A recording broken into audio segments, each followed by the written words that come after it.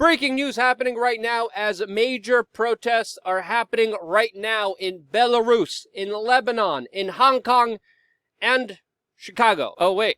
Not really in Chicago, where, of course, people are trying to rob the Gucci store, where literally they are shooting each other. They are also using luxury cars in order to break into a lot of these storefronts. Like, y'all, what's these lucky brands? Nobody want that. And literally filming themselves from their own personal account, trying to steal the most expensive items from the stores that they just broke into. A little brazen, especially doing this on your own personal Facebook page. But they most likely won't face any repercussions. And that's why in this video, we're going to look at what happened, why it happened, and just like we predicted, why more civil unrest will be more common in major cities all throughout the United States, while, of course, comparing the protests happening here in the United States, the riots happening here, to the protests that are actually happening in Hong Kong, in Belarus, and Lebanon, with context of the global unrest that the world is feeling right now. So yeah, we're going to do all that, plus a lot more on this independent media organization that is heavily shadow banned, censored, and of course now 100% demonetized, and that's why we have t-shirts, masks, bandanas, hats, you name them, we got them on our store. And whether you're trying to send out a message to the general public that says don't Karen on me or to stay positive, this is one sure way to get your political message across, which can't be censored, because online, you'll be censored. But when you wear a casual, nonchalant t-shirt like the one that I'm wearing right now, with no controversial messages at all, you definitely have a good conversation starter. And you're more likely to meet people within your tribe or just get weird looks. I never had a negative experience wearing my own merchandise. Been nothing but positive feedback. It's great seeing other people who are in the known, or other people just get their brains completely scrambled by something that actually makes them think. So yeah, whether it's a hat, phone case, no matter what it is, your purchases go towards supporting this independent media organization. So check it out down in the description below. Now, let's not kid ourselves, but in 2020, we're seeing a lot of civil unrest. This is because of a number of factors, and whether social-economic conditions, the lockdown, COVID, propagandized society with a bunch of fatherless homes, promotion of political violence by the mainstream media. No matter what you think the cause is, there's no denying that it's very prevalent in 2020. It's here with us now, and it's only going to get worse from here. That's what we've been saying from the very beginning of this. And as we said before, many of the contributing factors that led to these conditions are only worsening from here. Therefore, the results will be more insane scenarios and scenes like the ones that you're seeing played right now in the background of this video. So yes, inner city violence will continue no matter what the cause, as of course we just saw moments ago with 100 people arrested, 13 officers injured, literal shootouts in the main streets and shopping district of Chicago that saw looters shoot each other, as well as shots fired at officers and security guards, one of which is hit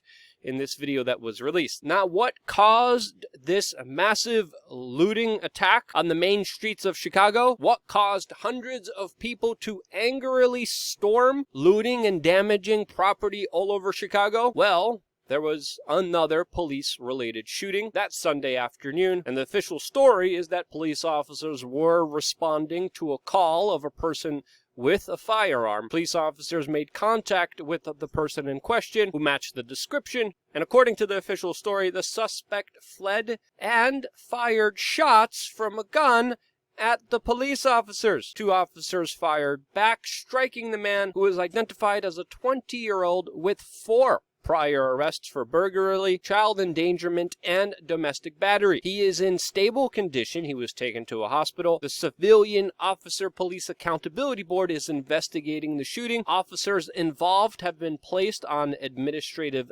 leave, which is department protocol, and the police report that they did find a firearm on the scene, which left 3 officers to be taken in for observation at the hospital. So yes, that was the spark. That was the match that lit the fire. And I would say that there's also a lot of underlying conditions that a lot of people are afraid to talk about that caused this situation.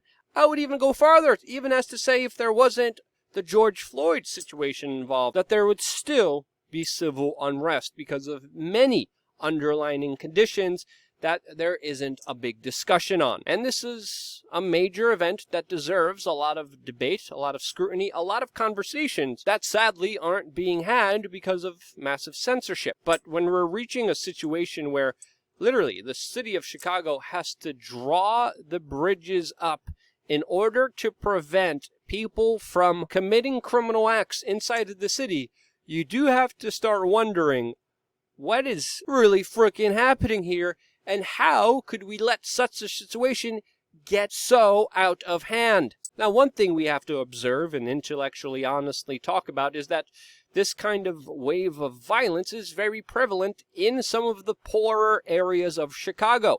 One of the reasons why these latest events are getting a lot of headlines is because they happened in some of the richer areas of Chicago. Therefore, you're hearing about them a lot more. But when it comes to criminality, looting, robbing, murder, homicides, and other very violent acts, we have to understand that in poorer areas of Chicago that this is the norm. It's only spreading out from here, sort of like a contagion, which will grow and grow as long as it keeps festering and not being actually addressed. Now, even though the mayor of Chicago promises a very heavy-handed approach against the rioters, I highly doubt we'll see one, mainly because the top cop, the top prosecutor of Chicago, is someone who is heavily supported by George Soros and has dismissed close to 25,000 felony cases that included murders, homicides, shootings, assaults, and of course the very famous Juicy Smollett hoax that was meant to sow more racial divisions in this country. Again, that's a big part here. The divide and conquer agenda and the deflection of actually dealing with this issue. See, because if they actually address that issue and help other people and actually deal with the education system, the family structure, the actual kind of larger systems of multinational corporations that cheer on your protest, meanwhile they send your job overseas for slave labor to be paid for pennies on the dollar compared to an actual living wage. When you compare to the larger socialistic apparatuses of the government helping out the very rich, screwing over everyone else, when you look at the actual kind of real deeper issues, they deserve a real conversation. But when you make it a race issue and you just say, oh, it's that person's problem because of their skin color, that's when, of course, you push to the divide and you fall into the hands of the super billionaire class, the super powerful class, the George Soros class, the Koch brothers class, the globalist class that, of course, benefits off of you seeing each other as the problem and not them. This could be in reason why, hypothetically, this is my theory, people like George Soros are financing top Chicago prosecutors to allow a lot of the mayhem to continue and to be exacerbated in major cities, utterly destroying them from the inside along with their population. We've seen similar prosecutors and attorney generals being appointed and being financed by George Soros and other billionaire special interest people that, of course, are very much politicizing their seat to help benefit themselves, like in New York, where the Attorney General went out of her way to try to help out Harvey Weinstein, who of course is a part of this larger protected class. Meanwhile, she goes after people's Second Amendment rights by going after the NRA, while New York City has a gajillion problems to deal with, to address, to actually solve.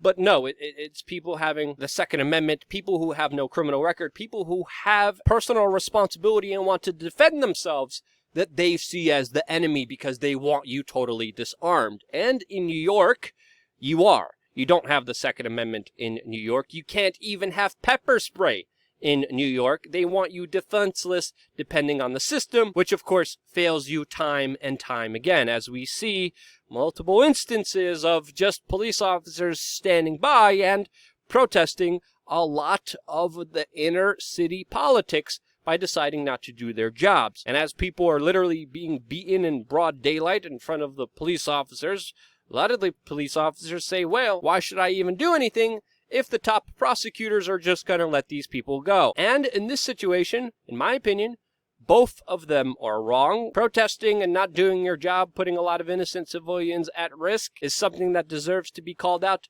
just the same as someone letting people literally go for some of the worst abuses that you could do to another human being. And now we have a number of instances, and these are just some because there's a lot more that go underreported, of criminals being let go and committing more and more heinous crimes against their victims almost with impunity. Now, don't get me wrong. Is there a big issue with the prison industrial complex? Is there a big problem with, of course, judges getting paid by for-profit prisons in order to imprison people, using them as slave labor? Yes, there's a lot of issues that could be addressed there, but this is not the way to do it, because these actions, which spur on more criminality, will have the opposite effect of, quote, criminal justice reform, because this is not criminal justice reform. This is mayhem. Again, specifically, when we even look at violent assaulters of women, which has been a common trend here, kind of have to ask yourself, what the hell is going on with these social justice warriors that pretend that they're for women, that they're doing this, while, of course, trying to protect other major predators like Harvey Weinstein? What the hell's wrong with these people? And absolutely nothing. To me, it's a part of the larger divide and conquer chaos plan, which, of course, will have more people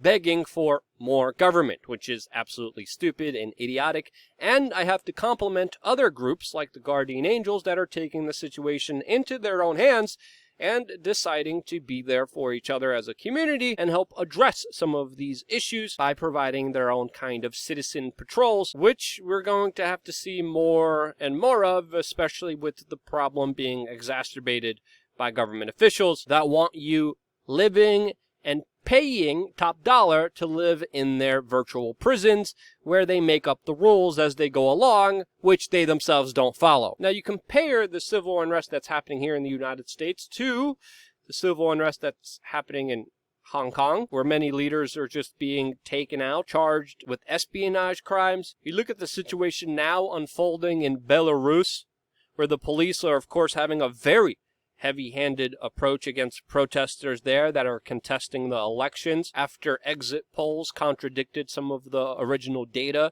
that was released. By the way, the Belarus situation is a fascinating one. I think I'm going to make just a separate video on that, since it's a very fascinating situation, as Belarus was also mining Bitcoin under the current leadership there. They're having some very, very interesting geopolitical spats between Russia and Belarus, and also between Belarus and the European Union. But again, compare the heavy-handed response that people are receiving in Hong Kong for protesting the government, in Belarus for protesting the government, in Lebanon for protesting the government, where literally a top Lebanese politician's bodyguard was shown on video firing live ammunition at protesters. You look at the response of other countries compared to protests, and you look at ours, and then you have to start wondering, why do the multinational corporations support this protest, this larger encompassing, quote, movement? Why do politicians support it? Why does the mainstream media support it? Why does the big social tech monopolies promote it, while, of course, censoring and deleting other protests that they don't politically agree with? Take a moment, just sit back and just think. What the hell is going on here? And once you start realizing what government is up to, well, you're definitely going to understand it more and more, and you're going to understand that you need to be self-reliant and responsible for yourself, because for gosh darn sure, the government won't be for you. That's my take on it. That's my grander message that I always try to espouse out there to the greater public. It's something that I'm doing myself. I just left New York City. I will never come back to that hellhole ever again.